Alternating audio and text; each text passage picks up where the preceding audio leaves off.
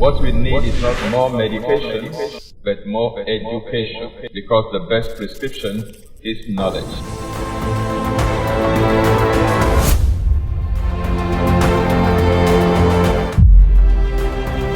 This is Exposé coming to you live from Lagos, Nigeria, every Monday on Instagram, YouTube, and Facebook simultaneously. I'm your regular host, Tony Akinyemi. Don't forget, what we need is not more medication, but more education, because the best prescription is knowledge.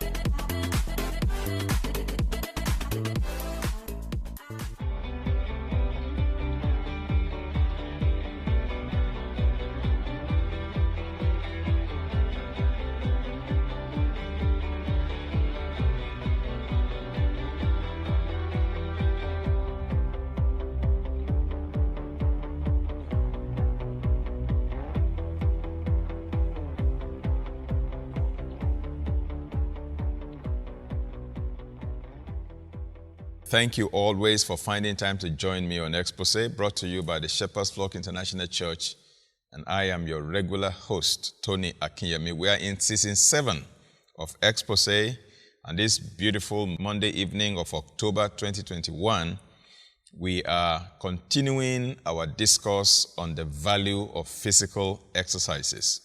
The Bible says physical exercise has some value, and we want to obtain that value. We have looked at many aspects of the benefits derivable from regular, moderate physical exercise. And I hope that you have started exercising if you weren't doing so before. And if you were doing so before, I do hope that you have been inspired to continue and not to stop nor give up.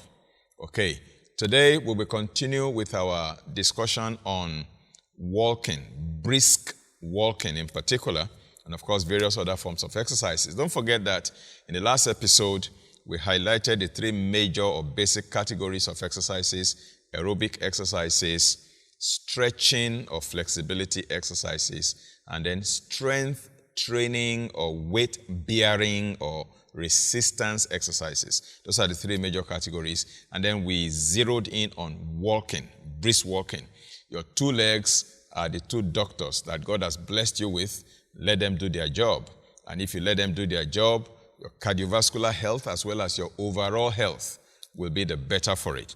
Now, I want to talk to you today beginning with 5 simple facts on walking and exercising.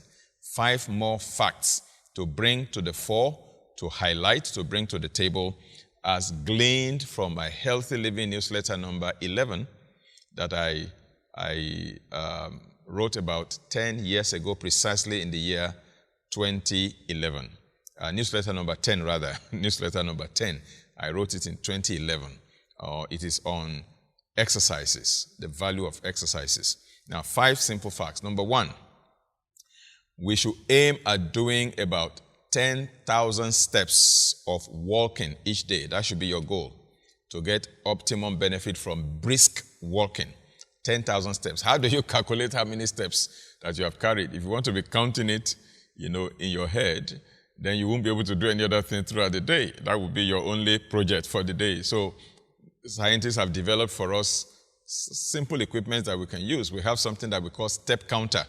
In fact, some phones can do that right now. Your cell phones can do the counting for you.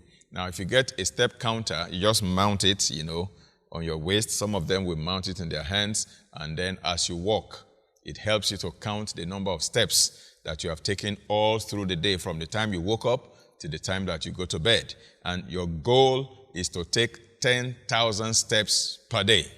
10,000 steps per day. Now, the route that I walk within my residential estate, by the time I go around one circuit, it's about 850 steps. So if I go 10 times, that's already 8,500 steps in the morning.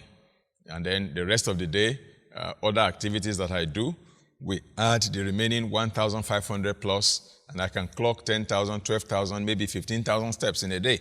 But the goal is to reach 10,000 steps every day. So how do you determine the number of steps that you've taken a day? I just told you that you need a step counter, an inexpensive step counter, or some people call it a pedometer, or you can use your cell phone if it has that feature to do your counting. Attach it to your body, it automatically does the counting for you. That's the first fact that I want to bring to your attention today.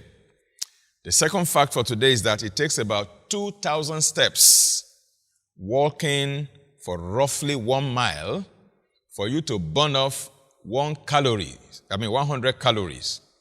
If you want to burn off 100 calories, it takes you approximately 2,000 steps or walking for 1 mile to burn off 100 calories. It takes approximately 3,475 steps to burn off the calories in 1 can of cola soft drink.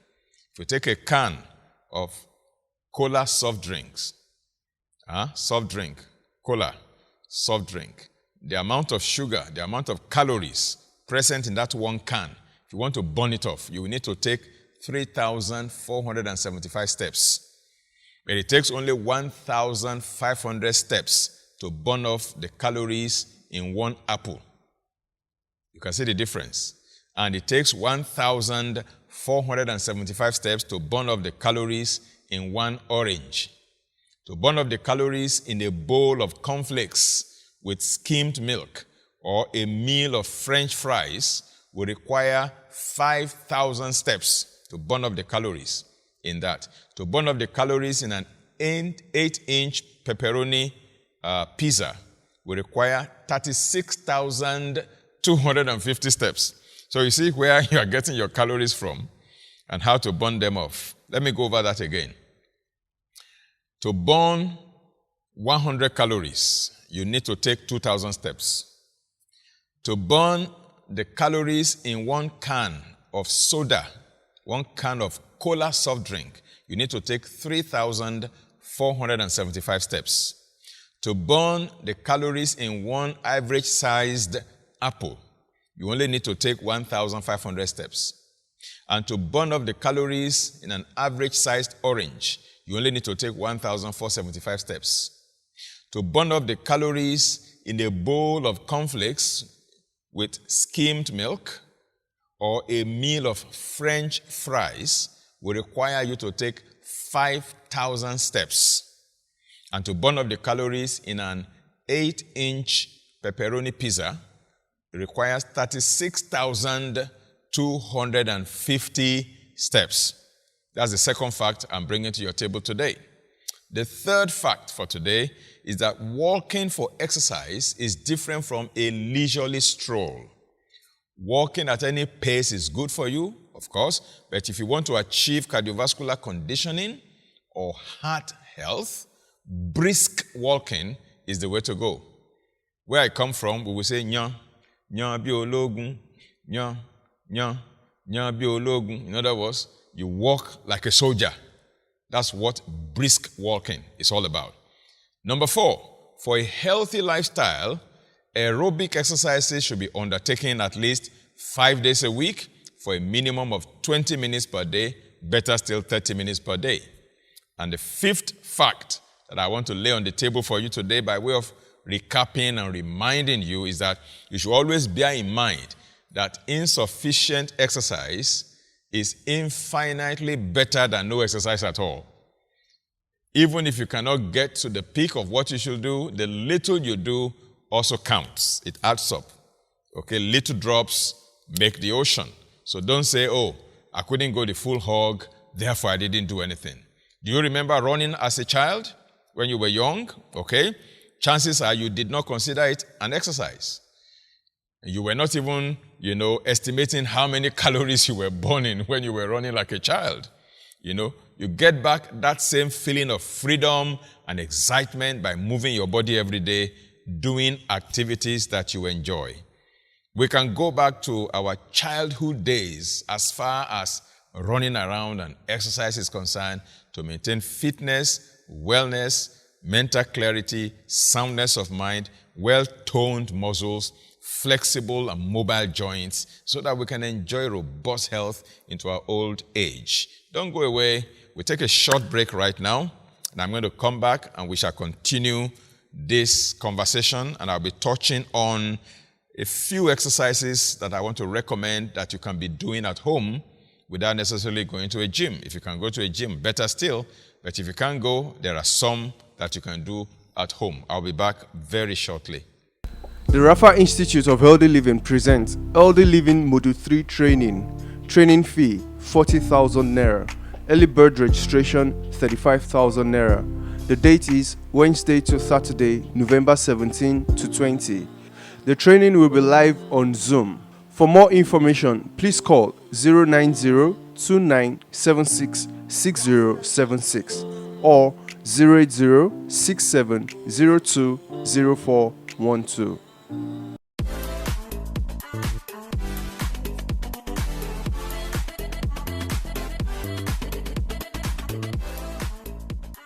Welcome back. This has been Exposé, brought to you by the Shepherd's Flock International Church. I am your regular host. Tony Akinyemi is my name. We're talking about the value of physical exercises. And I have laid 5 critical facts on the table for you today. Now, I want to talk about exercises you can do at home. Without necessarily going into a gym. You can do them at home. And you can pick any one that is suitable for you, convenient for you, and enjoy them. Enjoy the exercise, enjoy the benefits of the exercise. The first one, of course, is brisk walking. All you need is a pair of comfortable walking shoes. That's it. And you need a place to walk. You don't need to buy any equipment to do that. The second one is jogging, even though I caution against jogging, particularly for the elderly. For younger people, maybe, but for older people, please, as much as possible, don't jog. Just walk briskly like a soldier. And then number 3 is press up, where you lay your hands on the ground, then you go up, you go down, you go up, you go down. That's part of strength training exercise. You can build muscles, strengthen bones with that. The fourth one is ab exercises or abdominal exercises. You can do jackknife, for example. Dr. Jack Mbom will be here to show you how to do that. He is my personal trainer who showed me how to do jackknife. Okay, and abdominal exercises could include you lying on your back, for example. If you are married, you can have your spouse stand at the top of your head. Your spouse, you are lying flat on your back, and your spouse is standing right at the top of your head with his or her hand stretched like this. Your head is almost between the legs of your spouse. Not exactly between, but almost between the legs. And so your spouse is standing at the top of your head and is stretching his or her 2 hands in front. Then you lift your 2 legs from the front. You lift it up and you touch, the 2 hands. You bring it down. And then you take your legs up, you touch the hands that are stretched out like this, you lift your 2 legs, you touch his or her hands, you bring it, you don't allow your leg to touch the ground. When it's almost touching the ground, you lift it up again, and you go like that. And then it's almost touching the ground, and you lift it up again. You are using your abdominal muscles to lift those legs, and you are firming it up. And that helps to develop 8-pack, 6-pack, helps you to melt the bulge, the pot belly right here. That's an abdominal exercise. Jackknife, you lie flat on your back, you raise your upper body up, and you also raise your legs, so you form something like a canoe. You look like a canoe, on the ground. And you sustain it for 30 to 45 seconds. That's a very good way to do abdominal exercise. There are several other abdominal exercises that you can do at home. That's number 4. Number 5, you can do aerobic exercises with the aid of exercise videos. There are so many exercise videos right now on YouTube and such other channels, Brighton and what have you. You don't have to even buy them or pay for them. They're free. They're all there. You can just put on an exercise video, on your screen, and you are there right in your sitting room or in your bedroom, and you are following the music and the lead, and you are exercising and doing aerobics with other people on the screen. That's a good way to also exercise at home, number 5. Number 6 is stretching exercises. There are videos also available on YouTube. You can play it and just follow the coach that is showing you how to do it in the video. That's number 6. Number 7 is skipping rope. Sometimes you don't even have the skipping rope. You can actually be kind of simulating it. You're just doing that and you are bouncing on the same spot as if you had the skipping rope in your hand and you are going on like that. That's a good way to also exercise, okay? Number 8 now, I believe, is stair climbing. If you have a staircase, you climb the staircase up, you climb it down, you climb it up, you climb it down. You can do that 20 times. That's another exercise you can do at home. Number 9 is dumbbells, those weights that you carry, and you lift them. Those are strength training exercises or resistance exercises or weight-bearing exercises to develop your muscles, particularly your biceps and your triceps. Okay, number 9 is a stepper. A stepper is a device, a machine. You step on it and it goes up and down like that. It has some resistance. You have to press to take it down, press it and press it and press it. You can adjust the resistance so that, it goes with your current level. All right, number 10, you can have trampoline, a round thing with, something like a net on top of it, and you can bounce on it and bounce on it and bounce on it. You can also have, number 11, stationary cycling, where you have stationary cycle in your house and you are just sitting on it and you are riding like that. Number 12, you can have an actual bicycle, a dynamic bicycle that you ride around your estate to exercise. Those are things that you can do at home. 13, you can do treadmill. 14, you can play table tennis in your house. 15, you can play badminton. 16, if you have a swimming pool at home, you can swim. You can do squash, all kinds of different things that can be done at home. Some of them might require you to invest in an equipment. Some of them you don't need any equipment. But whichever one suits you at whatever level, you can do that. These are exercises that can be done at home. But then before you jump on the treadmill, before you start jumping into all these exercises and say, wow, I'm going to start tomorrow, I'm going to start this evening, I'm going to start this morning, blah, blah, blah. Let me give you 12 more tips on exercising, because you have to be guided, you have to be well advised before you undertake anything so that you can reap the maximum benefit and prevent injury to yourself as much as possible. So listen, 12 more tips on exercising. Let me take that also from my Healthy Living newsletter number 10, which I wrote in 2011, about 10 years ago. It's still very relevant today. Number 1, if you have not been an exercise person from your younger days, some experts recommend that you always check with your doctor before engaging in serious exercise. Your heart rate, your blood pressure, body composition, blood cholesterol, your stress test, your resting ECG, and so on and so forth will be taken and analyzed by your doctor. For most people, this particular step is not necessary. Just begin gently. But if you have a major health challenge, make sure you are evaluated by your doctor before you commence. Most people don't need that because you are not that you have any major health challenge. You just want to start an exercise regime, okay? You want to keep fit and you want to start. You can just start, but just make sure you start gently. That's the first tip. Number 2, do not exercise immediately after a substantial meal. Wait for at least 2 hours after you eat a heavy meal before you go and exercise. Don't try to eat immediately after an exercise. That's another very important one. Wait for at least 1 hour before you eat after your exercise. You may, however, take a walk after a meal. When you finish a meal, you may want to take a walk. That's fine. But don't go and do a very strenuous exercise immediately after eating a heavy meal. You have to allow about 2 hours to pass. Let all the food exit from your stomach into your small intestine, and then you can go do your strenuous exercise. But if it's just a brisk walk, just to walk and walk to help to aid digestion, that's fine.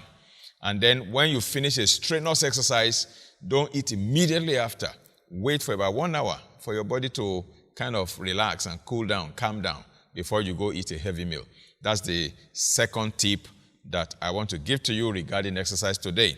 Number 3, drink plenty of water while exercising so you don't get dehydrated. That cannot be overemphasized.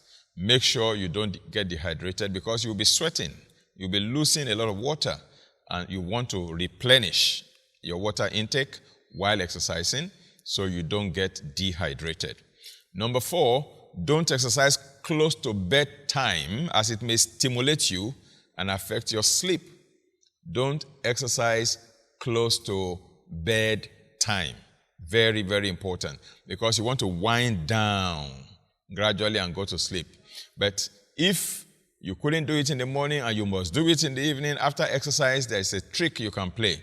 You can actually go and shower and do an alternate warm and cold shower. After the exercise in the evening, you get into your shower, you wash yourself very well. If you have a shower, you turn the shower into warm water and let warm water run over you for about 15 to 20 seconds, and then you switch it to cold water, not ice cold, I mean the one that your body can tolerate, and then you shower with cold water for another 15 to 20 seconds, and then you switch it back to warm water and switch it back to cold water, so back and forth, warm, alternate warm and cold, warm and cold, warm and cold. If you don't have a shower, what you can do is to put 2 buckets, one with cold water, one with warm water. You must start with the warm and you must end with the cold. And when you finish that, you can drink your chamomile tea, or you can take a combination of celery juice plus apple juice, a full glass mixed 50-50. Half a glass of freshly juiced celery juice plus half a glass of freshly juiced apple juice, not the one in a carton. You juice it yourself with your juicer and mix the two, and then you drink that, and then you brush your teeth and do your mouthwash. Then you can go and lie down in a cool, dark room. You will just sleep off. Before you know it, it will be zzz. You're already gone into the dreamland. They say that's a good one. That's a good way to wind down. But generally speaking, don't exercise close to bedtime, because exercise can actually stimulate you and you may not be able to go to sleep very quickly. Again, we are going to take a short break here, and when I'm back, I'll give you the remaining 8 tips regarding exercises before we sign off today. I'll be back shortly. My name is Alade Tayo. I'm the MD CEO Imperial Healthcare.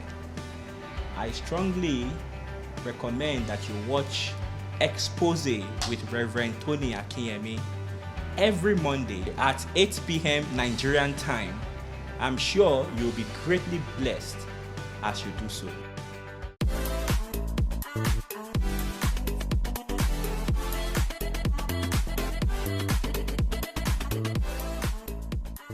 Welcome back to Exposé, brought to you by the Shepherd's Flock International Church. I am your regular host, Tony Akinyemi. Don't forget, what we need is not more medication, but more education. The best prescription is knowledge. To be informed is to be transformed. To be uninformed is to be deformed.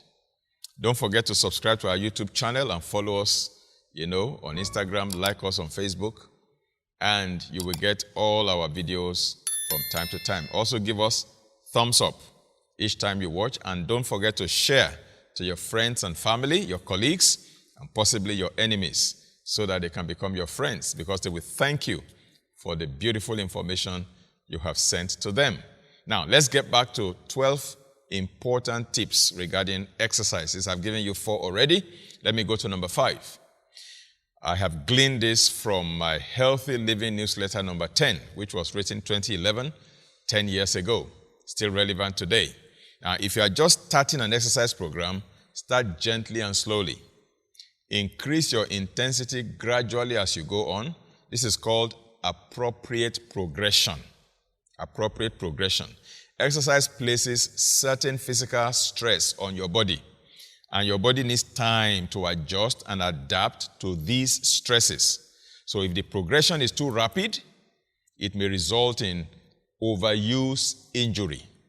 You must start with a short duration, say 5 minutes per session first, and then gradually increase the duration to 10 minutes, then 15 minutes, and so on, until you can effectively cope with about 1 hour per session. Warm up first, don't rush. Always begin gradually each day. If you do not warm up first, you may find yourself tired too soon. Increase your risk of strains, ruptures, and overuse injuries. Example is tendonitis, where the tendons become inflamed. Apart from gradually increasing the duration of your exercise, the intensity and frequency too must be gradual. Start with something like thrice a week to 4 times a week until it becomes almost a daily affair. Start walking or jogging slowly and gradually increase your speed and intensity over time. Also, don't attempt to get involved in too many forms of exercises to begin with. Introduce new forms of exercises gradually until you are involved in at least one form of exercise in the 3 categories: 1 aerobic exercise, 1 flexibility exercise, and 1 strength training exercise. That's how to combine all 3 and get the benefits. Number 6, wear appropriate exercise clothing and footwear that permit movement and provide adequate warmth and ventilation, as the case may be, depending on the weather. Loose clothing can get caught in an exercise equipment. Inappropriate footwear or a lack of it may place too much stress on your joints, your bones, your muscles, your tendons, of the feet in particular, especially during weight-bearing exercises and jogging.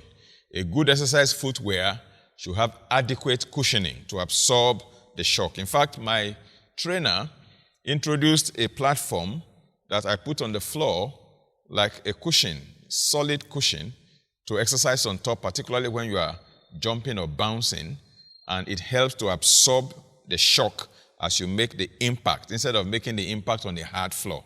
Okay? So you make sure that your bones, your muscles, your tendons are protected.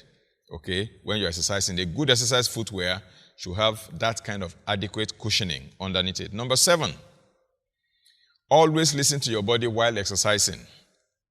If you are beginning to feel exhausted, very tired, or you feel pain, please slow down and stop in the meantime. You can resume later when you are balanced. Number 8, always ensure that you are using the right exercise technique. Incorrect techniques may result in minor injuries or maybe even major injuries. Obtaining an exercise video or engaging the services of a competent exercise instructor may be very helpful. Of course, you are going to pay a fee for that. I have a few exercise videos at home. I also registered in a gym at the beginning of learning how to exercise. I am not in any gym right now as I speak, but I started from there. I learned how to do it, and then I can do it at home by myself. Okay? So it's important that you do that.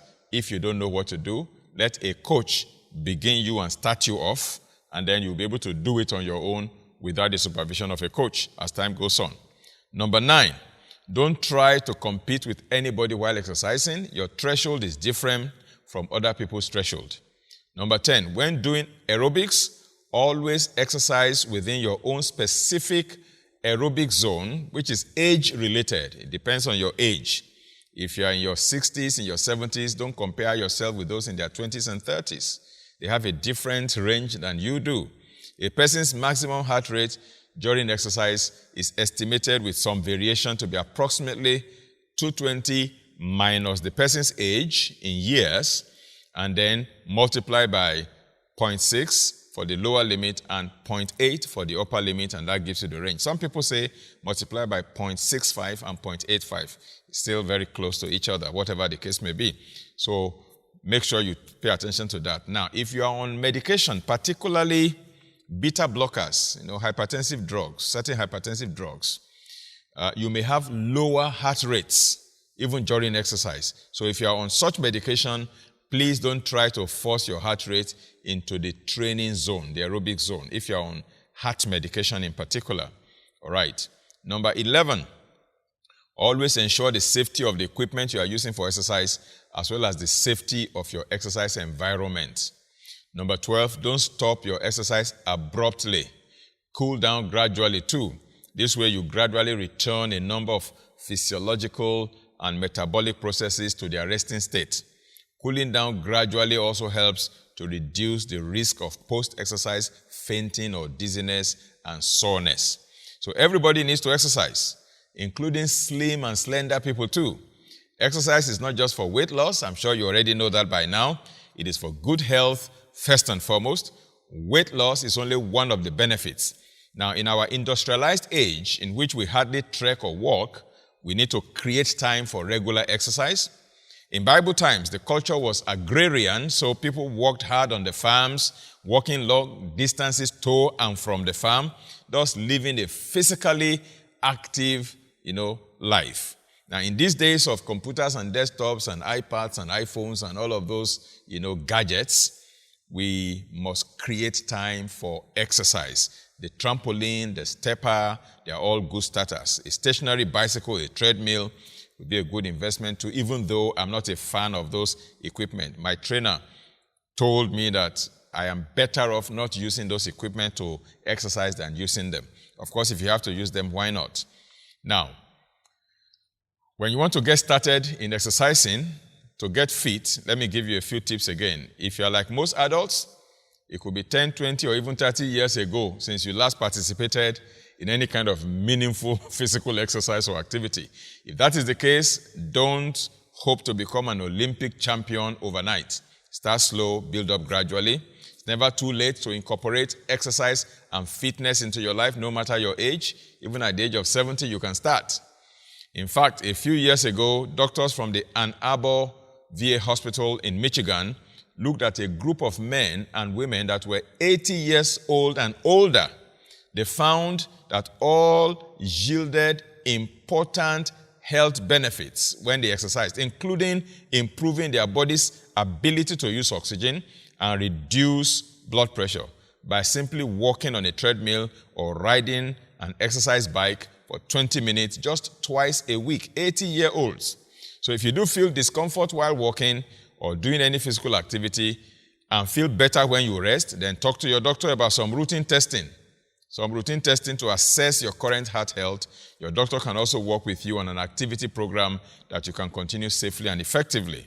So, if you want to register at a gym or build your own home gym, now these are some of the things you may want to put there. You can register at a gym so that you don't invest in exercise equipment, or you build your own gym at home if you can afford it, and you can install some equipment there if you wish, a pair of comfortable exercise shoes, exercise clothing like your track suits, like something like what I'm wearing, skipping rope, a stepper, dumbbells, a trampoline, a stationary bicycle, a treadmill, table tennis, badminton set, squash rackets. These are things that you can buy and keep at home.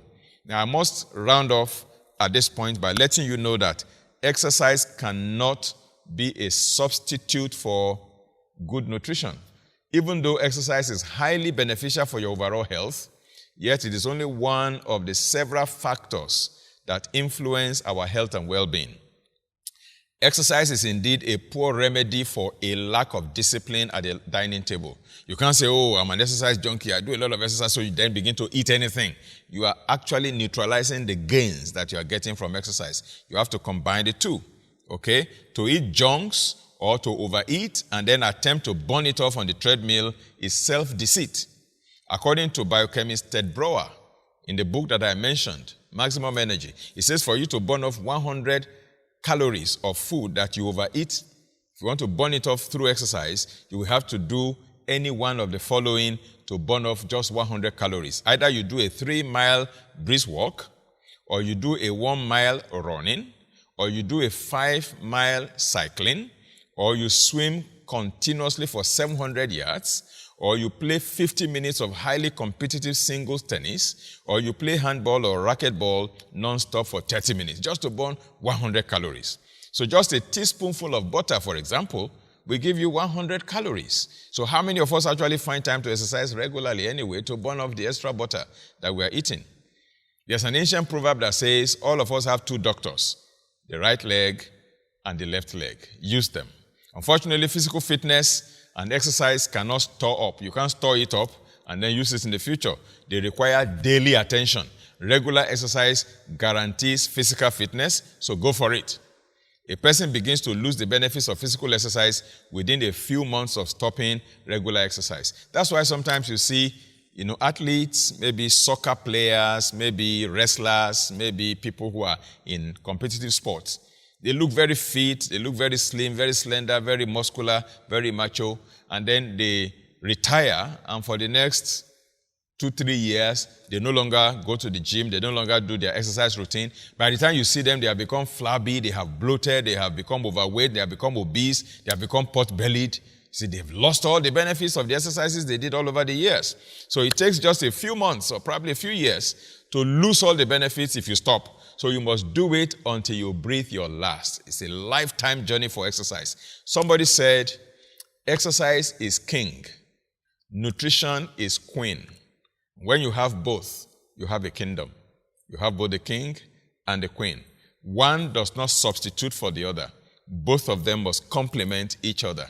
I'm going to be bringing some exercise and fitness coaches on the set, on Exposé, and interview them so they can bring their professional dimension. There are people who are my own trainers, and they can bring their own expertise to bear so that you can learn more from them. Thank you for spending your evening with me today again on Exposé. I'm your regular host, Tony Akinyemi. Don't forget to give us a thumbs up, and don't forget to also subscribe if you have not done so. Press the notification bell and share this video after you have finished watching it with your friends and family, and perhaps even your enemies, so they can become your friends. God bless you. Don't forget that what we need is not more medication, but more education, and the best prescription is knowledge. Do have a very terrific week ahead of you and a pleasant evening today. Thank you. God bless you, and bye-bye. The Rafa Institute of Healthy Living presents Healthy Living Module 3 training. Training fee 40,000 naira. Early bird registration 35,000 naira. The date is Wednesday to Saturday, November 17 to 20. The training will be live on Zoom. For more information, please call 090-2976-6076 or 080-6702-0412.